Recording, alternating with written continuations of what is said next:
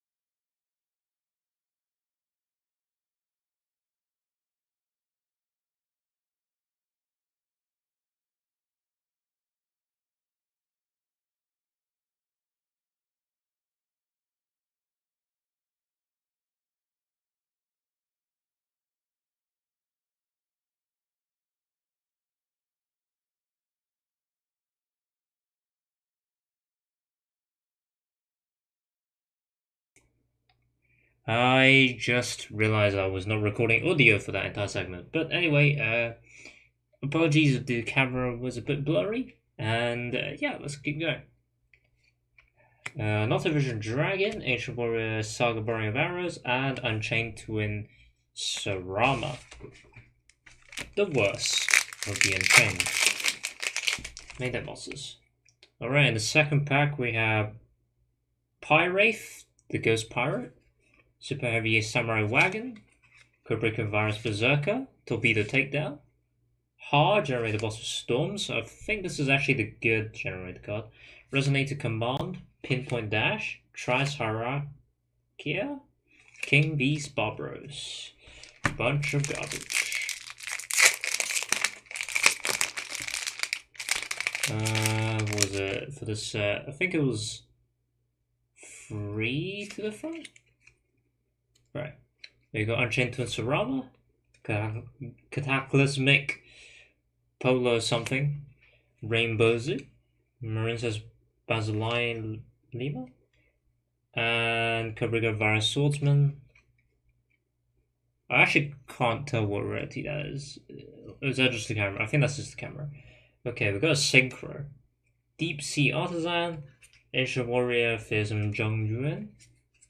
Oh, we got a Croco boy! Also, there's 4 to the front. Okay, so we got Croco. I don't think we can make him, but this is a crazy strong Synchro.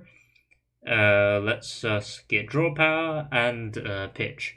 So we can definitely, if we can somehow squeeze a way to make him, I'll definitely try it out. I think we might need to put Torchin Gear in, if we have that. But that's a pretty cool pull. And actually, let's just put the foils in the pile.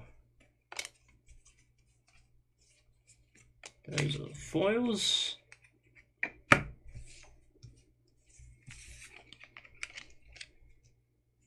Cool, so we've got Croco Boy. I believe that's an Ultra, so running out of luck on the Ultras. Driver is an Ultra, so it's quite unfortunate. Alright, so 1, 2, 3, 4. Another Trice Hierarchia, Goki Ironclaw, Musashi, Borrowing of Arrows, Zhang Yuan, Evil Warrior Emergence. Let's have a sneak peek. Oh, there's a trap. Oh no. Crimson Resonator, Exceed Revival Splash, and Red Rain. So this is the Red Dragon Archfiend support card, I believe. Let's go. Once again, 4 to the back. Front runner. Splash Mage, Nocto Vision, Plunder Patrol, Deep Sea Minstrel, Crimson Resonator. Another Exceed, we got it. Okay, that's insane. IQ, Codebreaker Virus Berserker, and the crappy Nemesis card. Oh well. It is what it is. So we've got 3 packs left. Please, can we pull a driver? Oh my goodness. We pulled an Exceed, so that'll be going straight into the deck, but please, driver. We need him so bad. Okay. Tati Dragon. Turn Trooper. Ancient Warrior card. Red Familiar. Dragon Lord. Ghost Pirate. Takedown. Basil. And some garbage Plunder Patrol card. Oh no. Okay, we've got 2 more packs. Can we at least pull a playset of Exceed if we don't get a driver? I'm not even sure if it's worth playing the Exceed if we're only going to have 2 of them, to be totally honest. Anyway, 4 to the front. Come on. Okay, it's another trap. This pack has another trap. God damn it. Burrowing of Arrows. Shipwright. Tally Dragon. Turn Trooper. Nemesis something. Dragon Lord. Stairs and Mail. And another Plunder Patrol card. I don't want Plunder Patrol game, please. Oh, this is not good. Oh, final pack. I can't believe we haven't pulled a playset of Exceed yet, I'll be honest. It is a common, so it is kind of ridiculous. Oh, we haven't pulled one. Okay, let's do a slight sneak peek. Is a monster, okay, is an effect monster. We might be there. Pinpoint Dash, Megalith Informed, Bluebeard, Ironclaw, IQ, Buzzsaw Shark, Resonator, and Goki Guts, and Scriptron. That is not an Ultra. That is not an Ultra.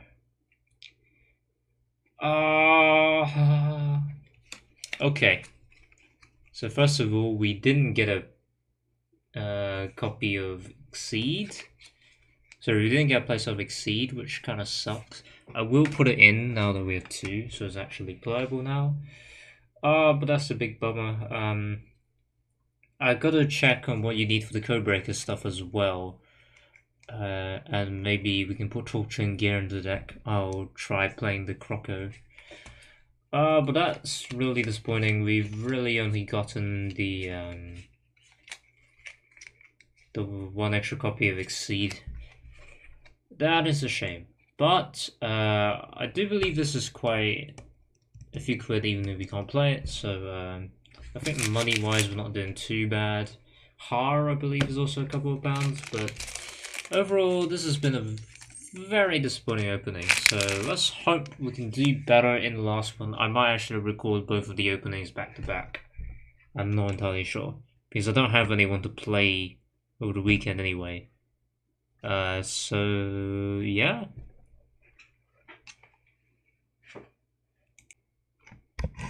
Alright, welcome back to the deck segment. So, a few changes from last week. We finally took out the Solemn Judgment and the final copy of Scrap Recycler in the deck. In its place, we are running the 2 Exceeds that we've pulled and the Codebreaker engine. I'll explain how this works in a little bit, but the rest of the list has not changed. So going through quickly, we've got 1 Citadel, 2 Exceed, 2 Fortress, 3 A, 1 Zero Day, 2 Guild Gadgets, 3 Bs, 3 Silvers, 3 Cs, 2 Veilers, 1 Terraforming, 1 Foolish Burial, 3 Redeployment, 3 Reactivation, a Super Poly, 3 Hanger, Imperm, Dynamiscus, Overdrive, and 3 Shrikes. For the extra deck, we have 3 ABCs, Starving Venom, Gear Gigant, Emerald, Palodoga, Access Code, Virus Berserker, and Swordsman, Dagda, Ahashima, Code Talker, Union Carrier, and Verti Anaconda. Inside, literally nothing has changed. We've got 3 Kaijus, 2 Sekka, 1 Raigeki, 2 Dark Rulers, 2 Cyclones, 3 Twisters, 2 D-Barriers. So, let's talk about the changes. First of all, the reason why I'm not playing Scrap Recycler anymore is even though it acts as an additional way to Fortress, which is still probably the best extender for us in the deck. It pitches and summons itself, which is quite good. However, this is less than ideal when you consider that we have to bank our normal summon on Cycler. Unlike something like normal summon B with Hanger on the field to equip, which is less susceptible to Ash and hand traps and that kind of thing. So how does the Codebreaker engine stuff work? So now that we put Exceed, whenever we open one copy of Exceed, we essentially get 2 level 4s on the board, and they don't have any restrictions on them, so you can Exceed, you can link with them, you can do whatever. And how this works is we go into a link 2 with our normal ABC part plus extender play into either Union Carrier or Code Talker. That will then allow us to trigger Exceed, chain blocking any part effects, or the other way around if we want Exceed to resolve more in that certain hand, which will get us to 4 materials, which will be enough to then go into Virus Swordsman, the link 2, and that's going to be summoned under Carrier or Code Talker's Link Arrow, which then means is co-links, which then means triggers is effects to special summon a 0 day from the deck. And 0 day and the Swordsman can summon into the copy of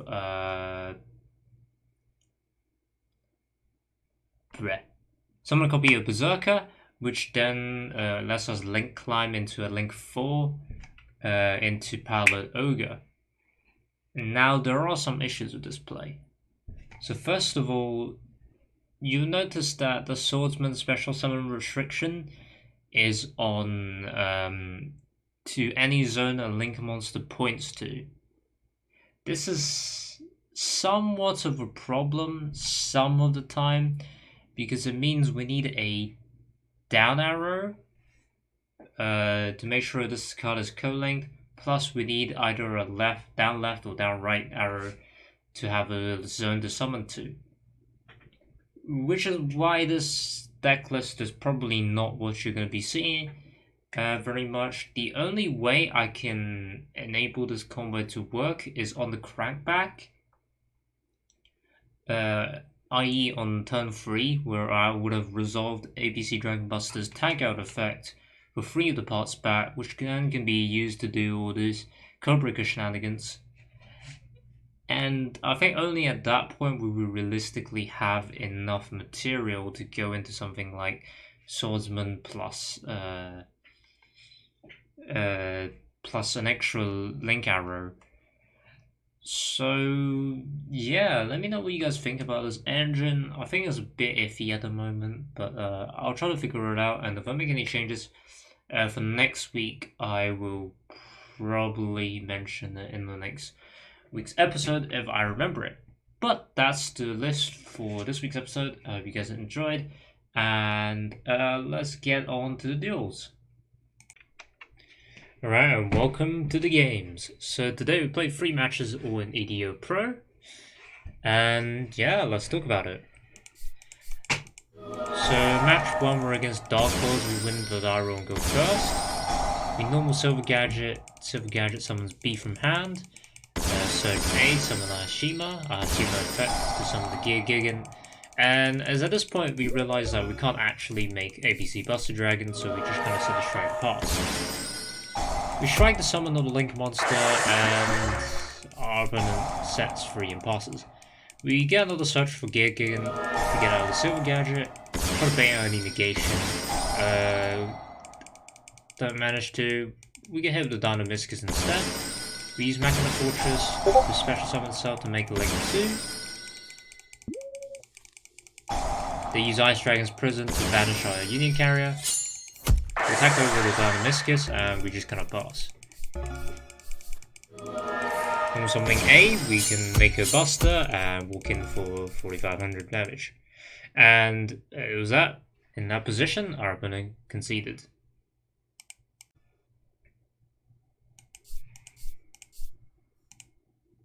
Going to game 2, we go second. Our opponent activates a Tricksophia spell, searching Nightshade. When summons Nightshade, goes into the link.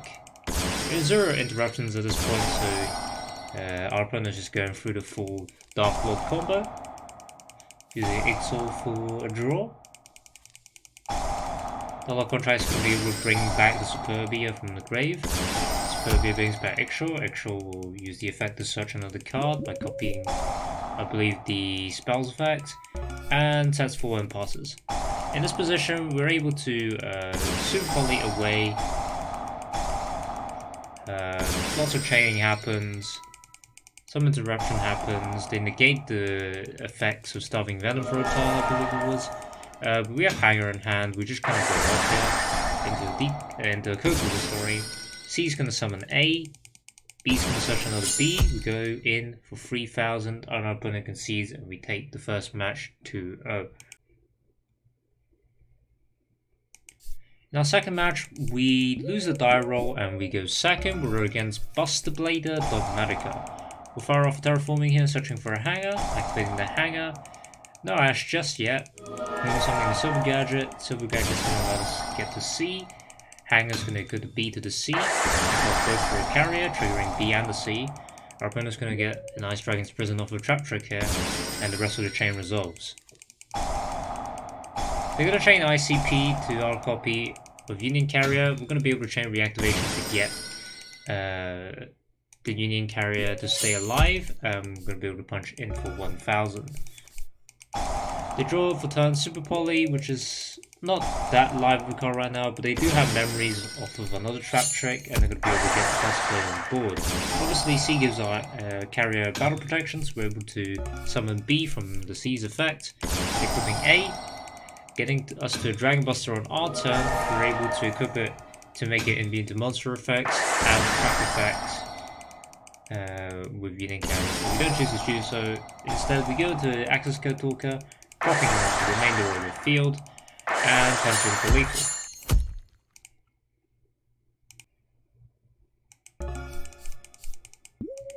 In game 2 here, looking at the wrong side. In game 2 here, we lose the die roll, we go second. Well, we didn't lose the die roll, but we're going second. Our opponent has to pass. We have Twin Twister in hand, they chain Ice Dragon's Prison, and they have another Trap Trick to get a Torrential Tribute. This is kind of dire. Obviously, I didn't know they had 2 ashes in the Gamma in hand, but our hanger gets ashed, which usually isn't a problem, but we don't actually have any plays with Torrential Tribute still set. Is at this point where we go for broke and try to trigger the Torrential, which we do, and we just pass.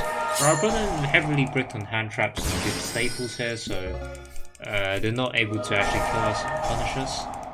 We improme the baby, but Droplet ensures that the effect goes through, and they grab a copy of Prologue. Our opponent's going to run over our gadget, not reading the gadget's effect, which lets us get another gadget from the deck. Prologue's going to trigger, sending a Buster Blader and memories to summon the Buster Blader Fusion and the Buster Blader Synchro, and we concede. The third game ended in a disconnect, and so we kind of won on technicality. And in match 3 we're against Spriggans. We're going first, so we'll normal summon a copy of Gold Gadgets, special summoning the A from our hand, using reactivation to get a copy of B. And it has no interruption, so we decide to go for the Union Carrier. B's going to grab a C, Union Carrier is going to be able to grab a C from the deck, making us an ABC, and we're just going to set because we forgot to trigger Exceed. And I'm going to set a copy of Imperm and AB's Dragon Buster isn't necessarily that bad. Our opponent's going to go first, fire off a Terraforming. We're going to banish the field spell with ABC, not reading the card. It's not actually hard act once per turn of the activation, but rather the effects, so we should have really saved it after he used the effects. We're going to chain the tag out and Imperm as Exceeds. Because at this point, I actually realized it doesn't matter too much that I did that, because the main point of Spriggans is that the main deck monsters attach onto the Exceeds as material. We're going to run over a copy of Union Carrier here, but that's not a problem. We can go into Code Breaker, which eats the interruption. Exceed resolves somehow, chain all those low. Exceed is going to resolve from a copy of Exceed. We're going to be able to link off for a Verte, and ABC is going to banish the field spell. Verte's gonna change his Monster to Dark, letting us send a Super Poly to make our Starving Venom, and then we're gonna get in for 5800. Not setting the strike for some reason, I'm not really sure why I didn't, but alright, it was to use to hold as material to banish. So at their end step, we're gonna go ahead and tag out once again. There's an access code toolco with our remaining material. They got a punishment and access code, which is not a big deal, because they're not going to be able to get another turn to trigger Titaniclad. We just banish everything for another copy of ABC after this Emerald play here, and we'll just get in for lethal. And it was at this point I realized that my opponent forgot to set it to a best of 3, so this was the only game I played in match 3 and we won it. And, well, alright, we're back from the games, and how we did this week? Pretty well. So while the last 2 matches were technically wins on technicalities, but we didn't lose. We didn't lose a single match, and this is the first week, or first episode rather, that has happened since the start of the series. And hopefully our deck just kind of keeps getting better and keeps doing this every week. Or episode. I didn't really change that because I'm not uploading these every week anymore, so it's not really accurate to say this week. But this episode we did go 3-0, which is pretty good, which sets our record at 6-13 for the matches. And yeah, we're going to be opening more ETCO packs next week. We still need to get the driver, which is really making me mad at this point, to be totally honest. And yeah, this week was pretty alright.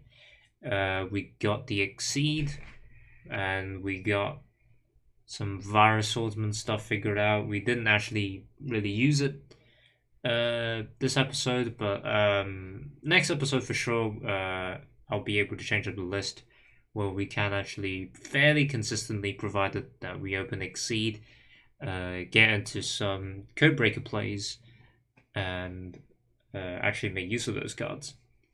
But anyway, that is it for today's episode. I hope you guys enjoyed it, and I'll see you guys in the next one. Sorry this was late, and sorry the editing and commentary seems a bit scuffed. It is what it is. I'm super busy at the moment, both with work and other stuff that I have planned for the channel. So yeah, hope you guys enjoyed it, and I'll see you guys in the next episode. Goodbye.